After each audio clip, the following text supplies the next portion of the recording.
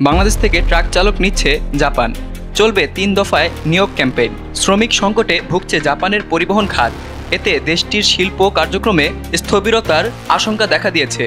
এই সংকট মোকাবেলায় বিদেশি ট্রাক চালক নিয়োগে এগিয়ে এসেছে জাপানের একটি লজিস্টিক্স কনসাল্টিং সংস্থা। লক্ষ্যস্থলে প্রাধান্য পাচ্ছে বাংলাদেশ। জাপান সংবাদ মাধ্যম নিক্কেই এশিয়াকে জানিয়েছে, ফুনাই সোকেন লজিস্টিক্স নামের সংস্থাটি এবছর বাংলাদেশে ৩টি বড় নিয়োগ ক্যাম্পেইন পরিচালনার পরিকল্প করেছে। প্রার্থীদের প্রশিক্ষণের জন্য তারা স্থানীয় এক সহযোগী প্রতিষ্ঠানের সহায়তায় জাপানি রাস্তার আদলে একটি কৃত্রিম ড্রাইভিং কোর্টও নির্মাণ করবে। এতে জাপানে পাড়ি দেওয়ার আগে চালকদের বাস্তব অভিজ্ঞতা অর্জন সহজ হবে। প্রথম ধাপে বাংলাদেশে চাকরির বিজ্ঞাপন প্রচার এবং প্রাথমিক বাছাইয়ের কাজ করবে স্থানীয় সংস্থাগুলো। এরপর জাপান থেকে নিয়োগকর্তারা বাংলাদেশে এসে প্রার্থীদের সাক্ষাৎ নেবেন। সাক্ষাৎকারে উত্তীর্ণ প্রার্থীদের জন্য ভিসা প্রক্রিয়াও সহায়তা করবে ফুনাই সোকেন। নিয়োগপ্রাপ্তদের বিমানবন্দর থেকে গন্তব্যে পৌঁছানো, সরকারি কাগজপত্র তৈরি, ভাষা প্রশিক্ষণ এবং জাপানে বসবাস নিয়ে ওরিয়েন্টেশন ক্লাসের ব্যবস্থা করবে প্রতিষ্ঠানটি। কর্মক্ষেত্রের নির্দেশনাও থাকবে বিভিন্ন ভাষায় তৈরি। এই কর্মসূচির আওতায় প্রাথমিকভাবে ৯০ জন বাংলাদেশিকে নিয়োগ দেওয়ার লক্ষ্য রয়েছে। আগামী দিনে সংস্থাটি ফিলিপাইন, নেপাল এবং ইন্দোনেশিয়া সহ এশিয়ার অন্যান্য দেশেও কার্যক্রম সম্প্রসারণের পরিকল্পনা করেছে। বার্ষিক নিয়োগ লক্ষ্যমাত্রা নির্ধারণ করা হয়েছে ২০০ জন চালক। জাপানে অতিরিক্ত কর্মঘণ্টা সংক্রান্ত ২০২৪ সালের একটি আইনের ফলে ট্রাক চালকের ঘাটতি চরমে পৌঁছেছে।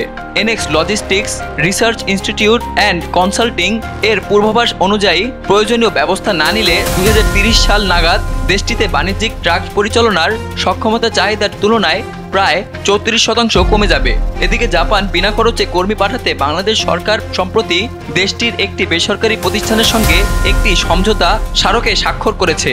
১০ এপ্রিল প্রবাস কল্যাণ এবং বৈদেশিক কর্মসংস্থান মন্ত্রণালয়ের সভাকক্ষে অনুষ্ঠিত এই অনুষ্ঠানে জানানো হয়, বাংলাদেশি কর্মীরা বিনা খরচে জাপানি ভাষা এবং কারিগরি শিক্ষা পাবেন এবং অভিবাসন ব্যয় ছাড়াই চাকরির সুযোগ তৈরি হবে। প্রশিক্ষণপ্রাপ্ত কর্মীরা caregiver, plastic moulding, rod binding, scaffolding, car painting, welding, automobile mechanic এবং ইন্ডাস্ট্রিয়াল প্যাকেজিং সহ বিভিন্ন খাতে কাজের সুযোগ পাবেন।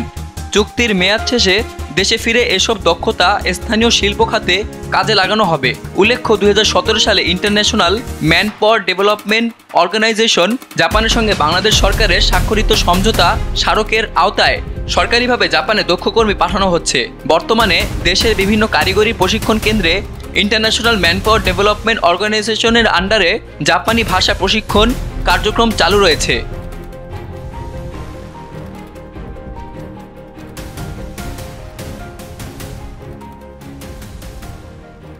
সকল প্রকার খবর জানতে এখনই সাবস্ক্রাইব করে রাখুন আমাদের চ্যানেল বাংলাদেশ কণ্ঠে।